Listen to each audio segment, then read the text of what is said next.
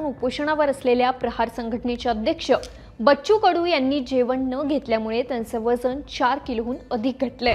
आज सकाळी त्यांची प्रकृती खालावली असून उठून बसताना देखील त्यांना त्रास जाणवतोय। त्यांच्या प्रकृतीवर डॉक्टरांचं लक्ष आहे, मात्र त्यांनी आंदोलन मागे घेण्यास स्पष्ट नकार दिलाय। बच्चू कडू यांचं म्हणणं आहे निवळ आश्वासन देऊन नाही चालेल, त्यांना तारीख वगैरे सगळं सांगावं लागेल।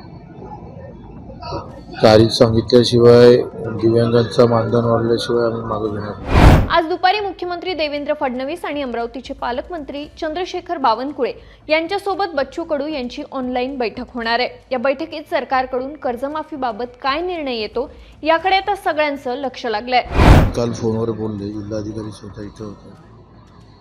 ते विविध मुद्द्याचे मंत्री व्हीसीद्वारे इथं बैठक घेईल। आज बैठक घेण्याची शक्यता आहे आणि सीएमची बैठक सुद्धा व्हीसीद्वारे होईल। त्यांनी बैठक घेणं आज कबूल केलं आहे व्हीसीद्वारे। हो का?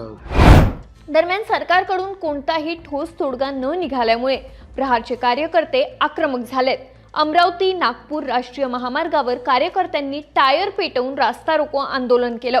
सरकार विरोधात जोरदार घोषणाबाजी करत संतप्त आंदोलक रस्त्यावर उतरलेत। प्रहार संघटनेच्या कार्यकर्त्यांसोबतच राज्यभरातील शेतकरी देखील या आंदोलनात उतरले आहेत। अनेक जिल्ह्यांमध्ये आंदोलन सुरू असून शेतकरी सरकारवर शेतकऱ्यांच्या कर्जमाफीकडे दुर्लक्ष केल्याचा आरोप करतायत। मात्र दुपारच्या या बैठकीतून काही तोडगा निघतो का हे पाहावं लागणार आहे। अशाच महत्त्वाच्या आणि राजकारणातील घडामोडींसाठी सरकारनामाला सबस्क्राईब करायला विसरू नका।